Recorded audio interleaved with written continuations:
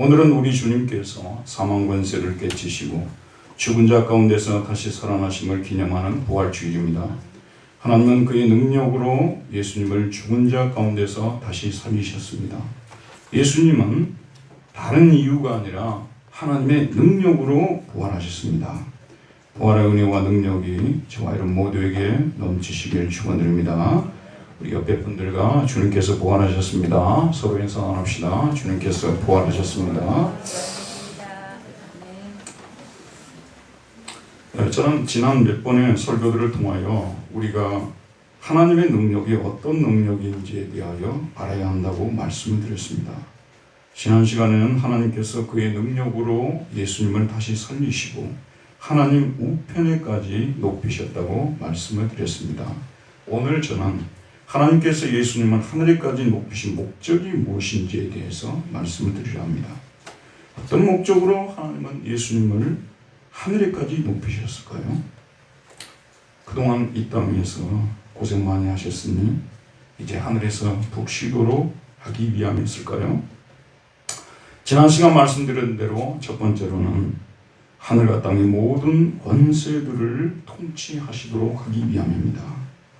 21절 말씀, 모든 통치와 권세와 능력과 주권과 이 세상뿐 아니라 온 세상을 일컫는 모든 이름 위에 뛰어나게 하시고, 이게 첫 번째예요. 둘째는 하나님께서 그를 교회의 머리로 세우시기 위함입니다. 자주 말씀을 드리듯이 하나님께서는 교회 외에 이 세상도 통치하시는 하나님이십니다. 아멘. 하지만 하나님의 주요한 관심은 이 세상이 아니라 교회입니다. 하나님은 자기 백성들의 모임인 교회를 아버지가 자식을 사랑함 같이 사랑하십니다. 그래서 교회를 위해 자기 사랑하는 아들까지도 내어주셨습니다. 그 아들을 고난받게 하신 것도, 십자가에 못 박게 하신 것도, 그 아들을 다시 살리신 것도, 하늘로 올리어 하나님 우편에 앉게 하신 것도 교회를 위함입니다. 사도 바울은 에베소 교인들이 이 사실을 알기를 원하는 것입니다. 그래서 또 만물을 그의 발 아래에 복종하게 하시고 그를 만물 위에 교회의 머리로 삼으셨느니라. 자, 이 말씀을 조금 더 풀어서 말씀드리겠습니다. 하나님께서는 하늘에 있는 것들이나 땅에 있는 것들을, 즉 모든 만물을 그의 발 아래에 두셨다고 말씀하고 있습니다.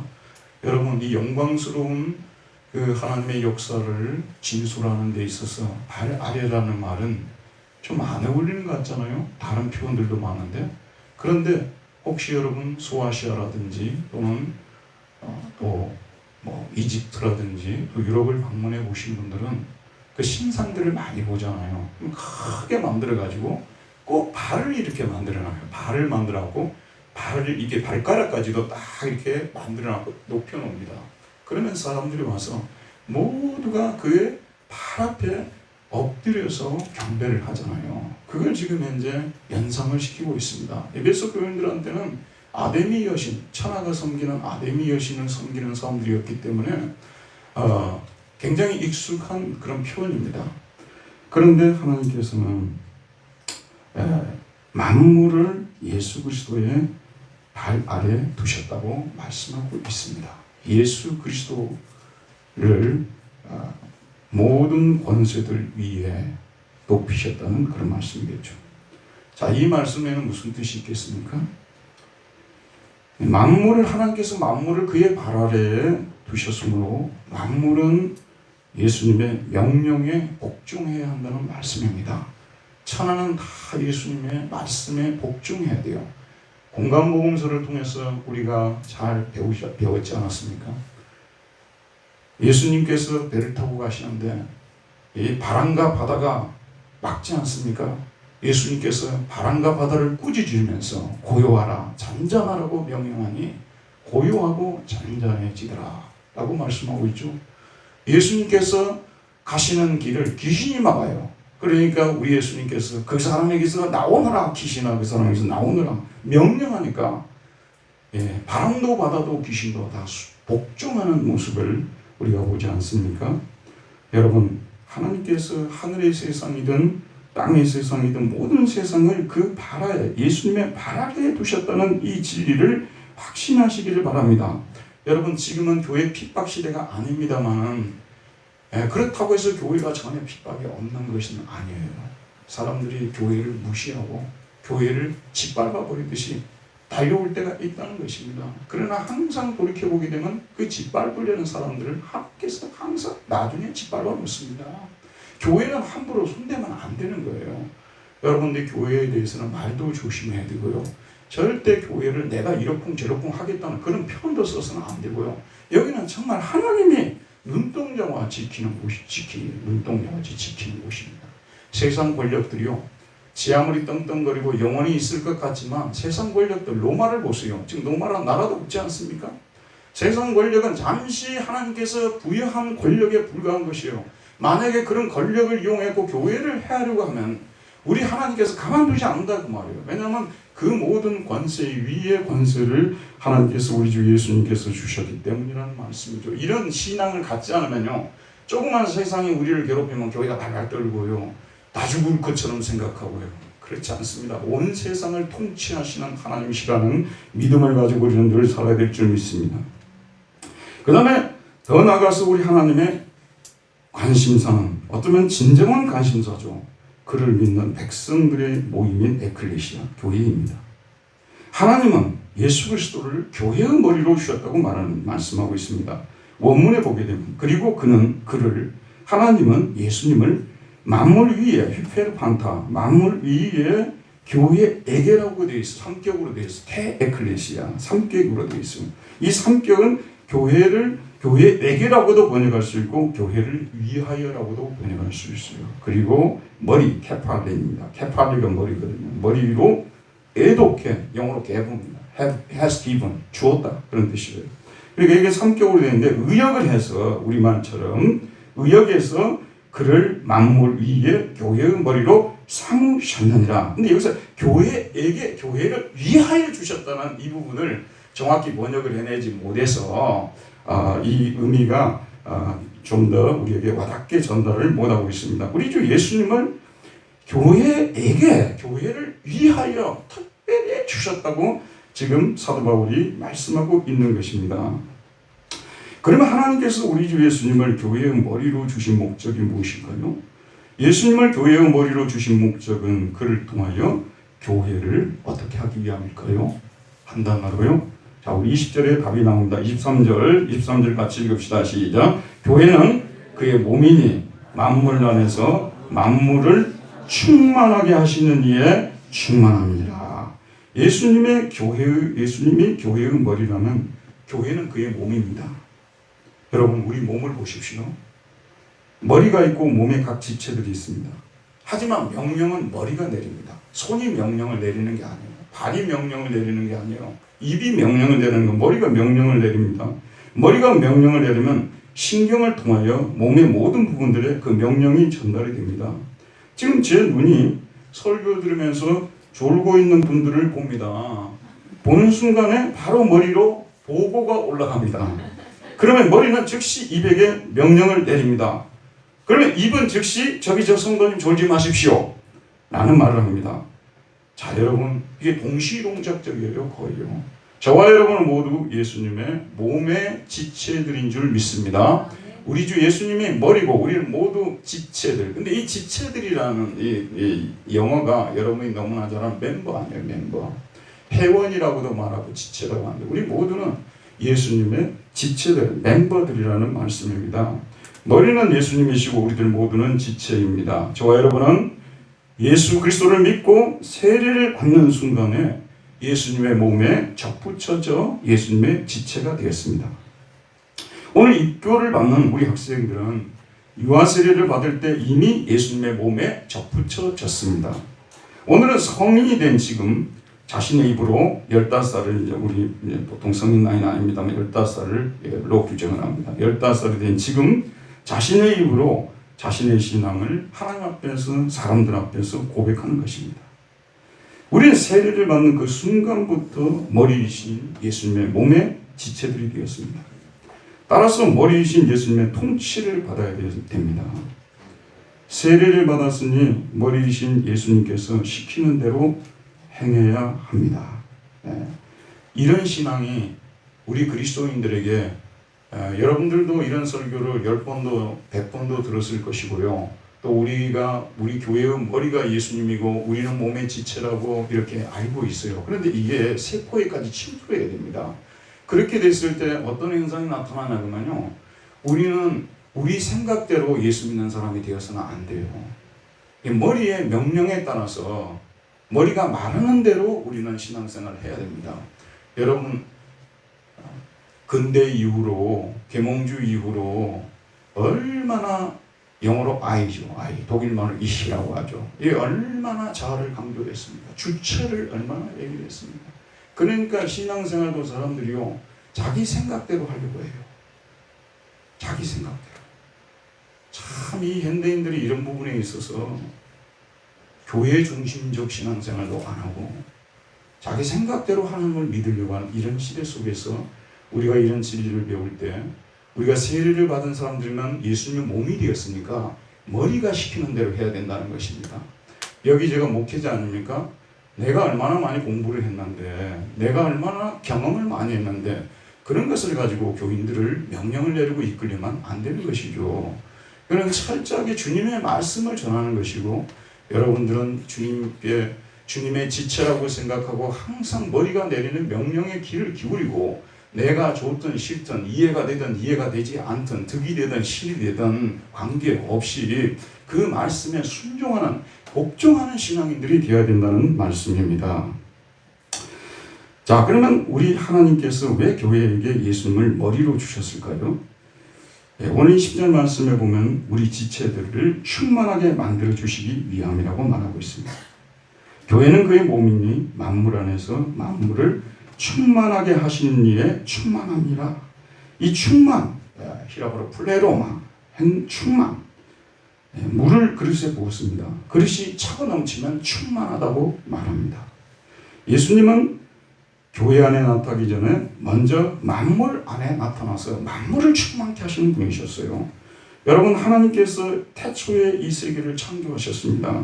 그리고 유니버스, 이 우주를 벨들과 바다와 육지로 그리고 식물들과 동물들과 가축들과 사람들로 충만하게 하셨습니다. 하나님은 그때나 지금이나 창조주 하나님이십니다. 그리고 하나님께서 만드신 이 세상을 가득 채우시기를 충만하게 하시기를 원하시는 분이십니다. 창세기 1장 28절에 보면 하나님이 그들에게 복을 주시며 하나님이 그들에게 이르시되 생육하고 번성하여 땅에 충만하라. 이게 땅에 충만하라고 되어 있는데 원문에서는 밀우 에트하아르치라고 되어 있습니다. 땅을 가득 채우라. 땅을 가득 채우라 명령이에요. 땅을 가득 채우라는 거예요. 하나님은 피조물이 하나님이 만드신 이 세상 안에 충만하게 채워지기를 원하십니다. 그래서 하나님의 뜻은 겨울이 아니고 봄입니다. 봄이 되게 되면 어떻습니까, 여러분? 봄이 되면 온 세상이 꽃들이 가득 채워지잖아요. 그러니까 가득 채워지니까 여러분 기분이 좋아요, 안 좋아요? 이거 꽃가루 날려 죽겠네 또 이렇게 하신 분들 가끔 있어요. 근데 이렇게 처음에 저희 집 옆에는 항상 목련이 제일 먼저 피어요. 하얀 목련이 핍니다. 하얀 목련이 피어서 남쪽에는 벌써 지금 다 꽃이 피었을 텐데 꽃이나 좀 보러 갈까? 거기 다 우리 동네거든요. 거기 광양 내화마을 있잖아요. 우리 동네예요. 우리 동네가 세계에서 제일 좋은 동네였어요. 그리 갈까 하고 하루 이틀 주저하고 있으면은요 여기 다 꽃이 피어버립니다. 이번 주에는 저희 집사람하고 용인에 있는 그 호암미술관 있잖아요.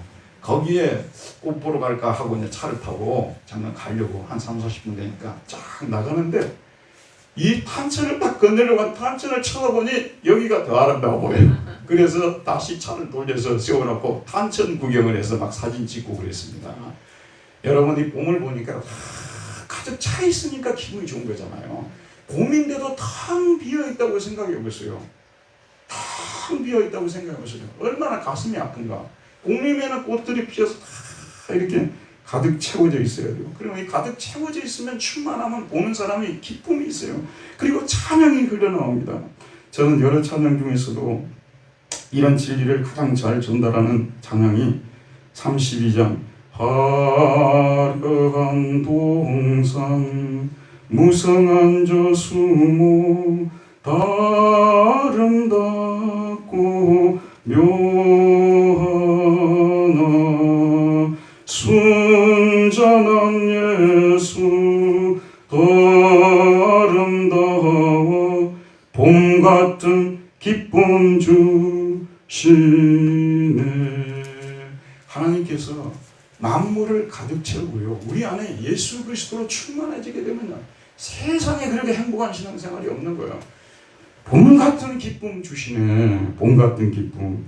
우리 예수 믿는 사람들은요, 세상에 나가서 살 때도 봄 같은 기쁨으로 가득 찬 신앙인들이 되어야만 정상적인 거예요. 하나님께서 우리를 그렇게 하시도록 부르신 것이고 우리가 그렇게 살아가기를 원하시는 것입니다. 교회에서는 충만한데 세상에 가면 하도 인생을 재미없게 살고 완전히 그냥 날마다 우울함 속에서 살아간다면 그게 얼마나 하나님 기뻐하지 않는 인생이겠어요. 하나님 그런 인생을 우리가 살지 말라고 독생자 예수님을 보내주신 것입니다. 근데 우리 하나님은 이런 충만함을 거기에만 머물러 있게 하시는 것이 아니라 교회 안에서도 이렇게 교회를 충만하게 만드시고자 하시는 것입니다. 그래서 만물 안에서 만물을 충만하게 하시니 충만함이니라. 교회는 그의 몸이니 이렇게 그의 만물 안에서 만물을 충만하게 하시는 이의 충만함이니라. 자, 여러분, 이 세상이 교회가 없어도 충만해질 수 있는 다른 방법이 있다면 우리 하나님께서 이 땅에 교회를 세울 필요가 없습니다. 우리는 아담의 범죄로 인해서 충만함하고는 거리가 먼 삶을 살게 된 거예요. 여러분, 이 세상에 충만하긴 충만해요. 죄악으로 가득 차 있고 불법과 사기와 속임수와 이번 선거 같은 것도 한번 보세요. 완전히 그런 것들로 충만한 선거가 아니겠어요? 진실이 얼마나 있겠어요, 여러분? 이 세상이 그런 곳이에요. 근데 우리 하나님께서는 본래 하나님이 만드신 세상은 그런 세상이 아니었지 않습니까? 그래서 다시 에덴을 회복시켜 주시기 위해서 다시 이 세상은 죄악이 충만한 세상이 아니라 의와 사랑이 충만한 세상이 되도록 만들기 위해서 영원전부터 계획을 세우시고 구약의 하나님의 사람들을 통해서 그런 충만한 시대를 지금 모든 것이 잘못된 것들이 오히려 가득 차 있고, 여러분 태평양 어딘가 보게 되면은 그 쓰레기가 이렇게 몰려서 다니는 데가 있다고 하잖아요. 여러분들 뭐 보도 많이 보셨죠? 그게 뭐 어마어마한 양이라고 하지 않습니까? 그런 것들로 가득 찬 세상을 우리 하나님께서는 정말 긍휼히 여기시고 이 세상을 정말 좋은 것들로 충만한 세상으로 만들기 위해서 구원 계획을 이와 같이 세우시고, 먼저 구약에 이와 같이 아브라함이라든지 또 다윗이라든지 많은 또 선지자들을 통해서 그런 세상이 도래하는데, 그런 세상을 누가 세우냐? 바로 하나님의 아들 예수님께서 그런 세상을, 그런 충만한 세상을 만드실 것이라고 예언하고 있습니다. 그리고 때가 되었을 때 약속대로 예수님을 보내주셨습니다. 자, 여러분, 예수님께서 충만한 세상을 어떻게 만드시는지, 교회를 먼저 충만하게 하면서 세상을 충만하게 하는 것이 하나님의 방법입니다. 예수님은 먼저 교회를 위해 자신의 생명을 내어주셨습니다. 예수님께서 십자가에 피 흘려 돌아가셨지 않습니까? 피는 무엇을 의미합니까? 피는 무엇을 의미하죠? 생명을 의미합니다. 예수님께서 피 흘려 돌아가셨다는 것은요, 자신의 생명을 내어주셨다는 말씀입니다. 그는 이 생명을 우리가 그를 믿고 세례를 받을 때 주십니다. 우리가 믿고 세례를 받음으로 예수님의 영적 생명, 이거는 우리 소위 생물학적 생명이 아니고 육적 생명이 아니라 영적 생명, 이걸 두 자로 줄이면 영생이 되는 거예요. 이 영적 생명을 수여받게 되었습니다. 하지만 우리 안에 있는 이 생명은 머리이신 예수님의 생명을 계속 공급을 받아야만이 살아있게 되고 충만해지게 된다는 말씀입니다. 머리신 예수님의 생명이 우리 생명 안으로 계속 흘러 들어와야 우리 안에 있는 예수님의 생명이 충만해지는 거예요. 우리가 믿는 자라 할지라도 머리와 관계를 계속 유지하고 머리로부터 매일매일 생명을 공급받지 아니하면 생명력 넘치는 생명이 약동하는 그런 삶을 살아갈 수 없다는 말씀이 되겠죠. 여러분, 생명이 우리 안에 약동하지 않는데 기쁨이라는 것이 있을 수 있습니까? 생명이 약동할 때 봄이 오는 것이고 꽃이 피는 것이고 그런 것들을 볼 때 기쁨이 충만해지게 되는 거 아니겠습니까? 기쁨이 충만해지거든요. 기쁨이 충만해지게 되면 우리 안에서 찬양이 또 터져나오게 되어 있습니다. 찬양이 터져나와요.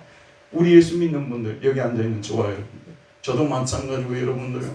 사실은 이 생명이 우리 안에 넘치면요, 기쁨이 막 넘쳐나고 그로 인해서 찬양이 막 흘러나와야 되는데 우리가 하나님께 얼마나 찬양을 드리지 못하고 살아가고 있는 것입니까요? 왜 그러냐면 생명이 우리 안에 약동을 안 하는 거예요. 왜냐하면 머리의 생명, 머리로부터 생명을 공급받지 않으니까 생명이 약동하지 않고 약동하지 않으니 기쁨이 없는 것이고 기쁨이 없으니 찬양이 됩니까? 그러면 사랑에 대해서도 우리가 한번 생각해 봅시다. 교회는 사랑의 공동체고 교회는 사랑이 넘쳐야 된다고 얼마나 많은 사람들이 이야기를 합니까? 교회는 사랑이 넘쳐야죠. 왜 사랑이 넘쳐야 되는지 아십니까 여러분? 우리 주님께서 이 세상을 떠나시기 전에 고별 설교를 하시면서 대야에 물을 담아서 제자들의 발을 씻겨 주시면서 내가 너희를 사랑한 것 같이 너희도 서로 사랑하라 유언으로 남기셨어요. 인간을 사랑해야 된다는 그런 의미가 아니에요. 내가 너희를 사랑한 것 같이 너희도 살아라는 명령을 우리 주님께서 유언을 남기고 가셨기 때문에 교회는 사랑의 공동체, 사랑이 넘치는 공동체가 되어야 된다는 말씀이에요.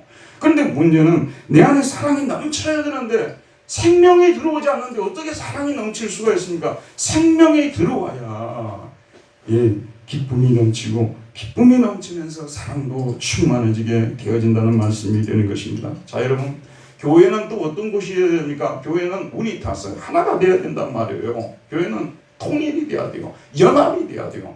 그래서 늘 여러분도 기도할 때 교회가 하나 되게 주옵소서, 우리 모두가 하나 되게 주옵소서 그러잖아요. 우리 주님께서 세상을 떠나기 전에 요한복음 17장에서 우리가 하나 된 것처럼 저들도 하나가 되게 주옵소서. 교회는 연합을 이루어야 될, 일치를 이루어야 될 명령을 받은 공동체입니다. 따로따로 놀면 안 돼요. 우리 교회는 모두가 주님 안에서 하나가 돼야 되는 것입니다. 문제는 하나가 되는 이것도 우리가 이루려고 하지만 생명이 우리 안에 흘러 들어오지 아니하면 사랑하고자 하는 마음도 생기지 않는데 어떻게 일치라는 말을 쓸 수가 있겠습니까? 일치는 사랑이 전제가 되어서 그 사랑으로부터 일치라는 것이, 연합이라는 것이 나오게 되어 있어요. 저희 교회 같은 경우는 참으로 하나님의 은혜 가운데서 사랑도 많이 넘치지는 않고 살짝 넘치고 있고요. 그 다음에 또 연합도 살짝 연합되어 있어요. 우리는요, 이렇게 찢으면 또 금방 찢어질 수 있는 공동체예요. 근데 끈끈하게 묶여있지는 않아요. 그럼 우리 교회만 그런 게 아니라 옆 교회들도 대부분 그래요. 우리가 절망할 필요는 없어요. 그러나 오늘 말씀을 드리면서 우리 주님은 교회 안에서 이런 일치가, 연합이 충만해지기를 바라는 거예요. 끈끈하게 이렇게 서로 연합되기를 바라시는 것입니다. 거기까지 우리가 가자고요. 그래서 올해 우리 표를 이렇게 삼아놨지 않습니까? 거기까지 자라가자는 의미인 것입니다. 그 다음에 교회는 또 어떤 공동체입니까? 은사 공동체 아니에요? 하나님께서 여기 이 하나님의 백성으로 삼은 사람 중에 은사를 주시지 않은 사람들이 없어요. 그 은사는 두 가지죠. 첫 번째는 자연적인 은사 아니에요? 이건 태어나면서 누구나 다 가진 은사들인데 하나님을 만나면서 그런 은사가 개발이 되는 거예요. 우리 하나님은 어떤 분이냐면 우리가 그런 은사를 개발해가지고 그 은사를 가지고 다른 사람들을 돕도록 하는 것이에요. 그래서 은사가 개발되어지고 은사가 충만해지는 공동체가 이 교회 공동체가 되어야 된다는 말씀인 것입니다. 은사가 각자 각양의 은사들을 가지고 있죠. 오늘도 이 음악 하시는 분들이 오늘 노래를 통해서 하나님께 영광 돌리는 은사를 가지고 하나님께 찬양을 드린 분도 계시고, 악기들을 가지고 하나님을 찬양, 악기가 또 틀려요. 오늘은 세 악기가 다 틀립니다. 네 악기죠. 피아노까지 이렇게 틀리잖아요. 이래서 모든 은사들이 개발되고 모든 은사들이 꽃을 피워가지고 하모니를 이루고 합창을 이루는 필하모니, 여기가 바로 교회가 되어야 되지 않냐는 그런 말씀이에요. 맞죠, 여러분? 근데 그게 머리이신 누구로부터 시작된다는 거예요? 예수 그리스도. 그래서 하나님께서 예수 그리스도를 교회의 머리로 주신 목적은 하나님의 능력으로 교회를 충만하게 만들기 위함입니다. 생명을 충만하게 하기 위함이요, 기쁨을 충만하게 하기 위함이요, 사랑을 충만하게 하기 위함이요, 연합과 일치를 기쁨을 충만하게 하기 위함이요, 은사를 충만하게 하기 위함입니다. 그래서 주님의 몸인 우리 교회가 예수님의 선물들로 충만해져서 다른 사람들이 우리의 모습을 볼 때 마치 예수님을 보는 것 같이 만들어줘야 되는 거예요. 누군가가 우리 교회에 들어왔을 때는 여기가 진짜 하나님 공동체구나, 여기는 사랑이 넘치구나, 여기는 기쁨이 넘치구나, 여기는 행복한 곳이구나, 여기가 에덴이 아니고 내가 지금까지 가본 교회 중에서 최고의 교회라고. 자, 우리 권사님 아멘 하시다. 자, 이렇게 바깥에서 오는 사람들이 이렇게 우리 교회를 바라보면서 여기는 정말 이런 모든 것들이, 좋은 것들이 충만한 교회구나, 가득 찬 교회구나, 이런 교회가 있을까? 이렇게 되어지도록 우리 주님을 보내신 것이고 우리 교회가 거기까지 도달해야 된다는 말씀이 되는 것입니다. 어느 정도 충만하고 나서요, 어느 정도 은사 개발되고 어느 정도 사랑이 있고요, 어느 정도 하나 된 그것으로 만족하고 이 정도만 됐지 뭐 하고 우리가 이렇게 살아가는 것은 하나님이 그것을 원하지 않는다는 말씀이 되는 것입니다. 자, 그러면 이런 충만의 비결을 오늘 말씀 우리가 통해서 들었어요. 여러분, 우리 공동체가요, 여러분 오늘부터 지금부터 마지막 부분을 잘 들으시기 바랍니다. 우리 공동체가 절대로 머리이신 예수님을, 머리를 잊어버리면 안 돼요. 다 우리는 머리를 의식해야 돼요. 가끔씩 자전거 타시는 분들 보잖아요. 그럼 이분들이 어디를 제일 중요하게 가리냐 그러면요, 이 머리를 모자를 써서 가립니다. 오토바이 타는 사람들도 헬멧을 가지고 머리를 가립니다. 저는 축구를 좋아하는 사람 아니에요. 그 축구 선수 중에서 참 축구 운동량 딱 보는데 골키퍼 한 사람이 뭘 이상한 것을 이 머리에다 쓰고 항상 축구하는 선수가 있었어요. 체코 국가대표고 영국의 첼시라든지 아르세날에서 하려고 했던 체크라는 골키퍼입니다. 누구나 여기 학생들은 대부분 알죠. 근데 이 사람은 항상 이 머리를 이 모자 같은 걸 이게 딱 하나 쓰고 보호대를 쓰고 골키퍼 자리에 있습니다. 이게 보는 사람은 참 가깝고 좀 멋있어 보이지 않아요. 근데 골키퍼란 자리가요, 얼마나 위험한 자리인지 여러분 아십니까? 부딪힐 일이 너무 많아요. 여기 막 포스트에 부딪히고 사람하고 부딪히고 뭐 무릎에 부딪히고 발에 차이기도. 그러니까 머리를 보호라는 거예요. 그러니까 머리를 의식하고 붙들고.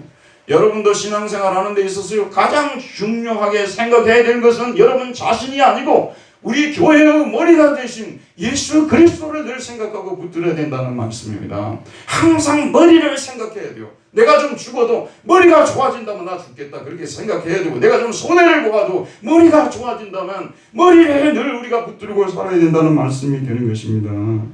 머리를 붙들지 않고 다른 것들을 붙들면 교회가 항상 어느 교회든지 그래요. 처음에는 다 예수 그렇게 이야기를 합니다. 그러다가 어느 정도 시간이 지나면요, 교회마다 특성화돼가지고 우리 교회는 장애우 공동체다, 장애우를 위해서 특별히 일하는 거예요. 그 교회 생각하면 예수가 생각이 나는 게 아니라 늘 장애우만 생각이 나요.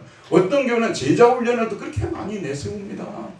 제자훈련, 주일날 지금 말씀 전하는 것은 제자훈련이 아닙니까 여러분? 나는 그게 늘 의구심을 가지고 있어요. 수요 성경 공부하는 시간은 제자훈련이 아닙니까? 따로 또 무슨 제자훈련 할 필요가 있냐 그런 말씀. 근데 제자훈련을 막 멜락에 내세워가지고 자기들이 어마어마한 것을 교육을 시키는 것처럼 그렇게 얘기를 한다고 말. 그래서 그 교회는 항상 이름만 대면 제자훈련 그러는데, 한국에 10년 20년 동안 대형 사건을 쳤던 교회들 보게 되면 제자훈련 내 교회는 내세운 교회가 한 3군데 돼 있어요.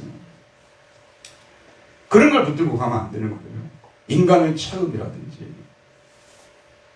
우리가 나라와 민족을 새롭게 하고 역사를 새롭게 하는 것이 중요합니다. 그러나 그것이 교회가 존재하는 목적이 되어서는 안 된다고 말이에요. 머리를 던져버리고 그것만 붙들고 교회가 간다고 말입니다. 여러분, 그러면 그 교회는 이데올로기를 추종하는 교회지 예수를 추종하는 교회가 아니라는 거예요. 모든 사람이 다 이런 실수를 할 수가 있어요. 모든 교회가 다 이런 실수를 할 수 있습니다. 특정한 교회만 이런 실수를 하는 게 아니라 모든 교회가 다 많은 실수했어요. 저도 마찬가지예요. 어느 순간에 저도 예수를 내세우기보다는 저 자신의 지식이나 저 자신의 체험을 내세울 수 있는 위험을 가지고 있는 것이고요. 여러분도 다 마찬가지요. 우리 모두가 선줄로 생각한 자는 넘어질까 조심하라는 말씀을 늘 생각하고요. 아침에 일어나면 여러분 다 머리를 붙잡듯이 여러분이 매일매일의 삶 속에서 내가 붙들어야 될 분은 예수 그리스도시다. 교회의 머리신 예수 그리스도시다. 이렇게 생각하면서 머리를 붙들어야 된다는 말씀입니다. 성자 예수님, 성육신하신 예수님, 우리를 위해서 고난당하신 예수님, 부활하신 예수님, 승천하신 예수님, 하나님 우편에 앉아 계신 예수님, 다시 오실 예수님, 다 예수님을 묵상하고 생각하는 것입니다.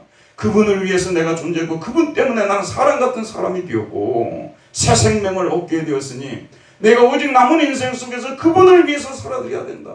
정말 그분을 위해서 살아드려야 된다는 그런 고백을 하면서 우리가 나아가게 되면요. 들어보십시오 여러분. 인생의 봄이라는 것이요. 명심하고 들으시기 바랍니다. 여러분들이 머리를 붙들고 살면요. 여러분의 삶이 가득 찬 삶이 되어집니다. 가득 찬 삶이 되었어요. 오늘 현대인들이요. 머리이신 하나님을 붙들지 않고 예수 그리스도를 붙들지 않고요. 오히려 예수 붙드는 것보다 돈을 붙드는 것이 더 안전하다고 생각했어요. 너무나 많은 사람들이 예수님을 믿기는 믿어도 진짜 붙드는 것은 돈이에요. 잘 들으십시오 여러분. 그래서 돈을 벌어서 자기가 짓고 싶은 집을 짓고요. 차를 사고요. 그 다음에 또 여가를 즐기고요. 이러저러한 일들을 할 수 있습니다. 그러나 그 이후에 찾아오는 것은 항상 허무고 공허라는 것을 잊지 마시길 바랍니다. 인생이 나중에 보게 되면요. 다른 것들을 붙들고 가면 텅 비어버립니다. 베이컨트 영어로 텅 비어버려요. 목적도 없고 의미도 없고 무엇을 위해서 사는지도 모르고 저는 가끔가다 얘기를 나누다 보면요. 사람들이 돈을 버는 목적이 결국은 이분들이 마지막 노후에 70이나 80이 넘었을 때 좋은 요양원에 들어가기 위해서 그래서 노후를 좀 더 편안하게 보내고 죽기 위해서 돈을 버는 것이다. 우리 중에 그런 분들이 아무도 없겠습니다만은 예수 그리스도를 붙들지 않고요. 돈을 붙들고 이 세상 사람들이 붙들고 사는 인생에 나중에는 다 비어버립니다. 안 빌 것 같죠? 베이컨트가 됩니다. 텅 비어버립니다. 베이컨트에서 나온 명사형이 베이케이션 아니에요? 그러면 뭐냐면 소위 방학 휴가가 되어버린 거예요. 아무 인생에서 할 일이 없고 먹고 자고 놀고 응? 그 노인들이 모이는 곳 있잖아요. 노인당이라고 합니까? 거기 가서 그냥 하루 종일 놀다가 들어오고 목적도 없고 의미도 없는 그야말로 텅 빈 인생. 여러분 우리가 나이가 들고요 70이 되고 80이 되면 좀 안 믿는 사람들을 만나고 옆에 사람들을 만나면 주변에 만나면 예수 얘기로 가득 차가지고 속에서 막 올라와가지고 주님을 증거하고 싶어 견딜 수 없는 그런 인생들이 되어져야 되는데 어차피 주님을 붙들고 신앙생활도 하지도 않았으니 속에 나올 것도 없지 않습니까? 생명이 있습니까? 기쁨이 있습니까? 풍성함이 있습니까? 아무것도 나올 것이 없기 때문에 줄 것도 없는 인생이 되어져 버립니다. 여러분 이건 진리입니다. 진실입니다. 이거. 그러나 지금 우리가 좀 어렵고 우리가 원하는 것을 갖지 못하고 이룰 것을 이루지 못했다고 하더라도 끝까지 주님 앞에 혹시 우리가 잘못된 길을 가서 우리가 많은 손해를 보았다 할지라도 우리가 주님 앞에 다시 한번 회개하고 무릎을 꿇고 주님 앞에 용서를 빌고 죄를 자백하고 그래서 제사함을 받고 다시 주님의 몸된 교회를 중심으로 해서 주님을 붙들고 나아가게 되면은요. 여러분 보세요.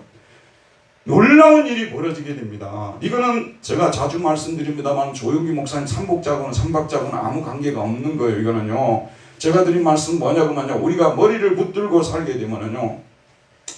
놀라운 일이 벌어지게 되는데 여기도 차 있고 저기도 차 있고 자꾸 인생이 가득 차는 역사가 나타나게 돼요. 무엇을 하든지 내가 진짜 세상 사람들 볼 때 아무것도 없는 것 같은데 뭐가 자꾸 들어오는 거예요. 이상해요. 신기해요. 여러분. 집에 가면 별게 다 차요. 우리 집에는 미니 탁구대기까지 막 들어와 있어요. 이게 인생이 가득 차다 보니까 그래서 삶이 풍성한 삶, 가장 찬 삶이 되어지는 것입니다. 여러분, 예수님 붙들고 어리신 예수님을 붙들고 충만한 인생을 사시기를 주의 이름으로 축원드립니다. 은혜로우신 우리 하나님 아버지, 오늘도 생명의 말씀을 우리에게 보내주셔서 이 말씀을 통해서 우리의 인생이 참으로 이와 같이 비어지는 것, 아무것도 없는 인생이 되어지는 것은 궁극적으로 우리가 머리이신 예수님으로부터 멀어졌기 때문이고 붙들지 않고 교제하지 않았기 때문이라는 것을 다시 한번 생각하며 다른 것들을 붙들지 말고 머리이신 예수 그리스도를 붙드는 우리 인생들이 되도록, 그래서 충만한 삶을 살아가는 우리 모두가 되게 하여 주옵소서. 예수님 이름으로 기도하였습니다. 아멘.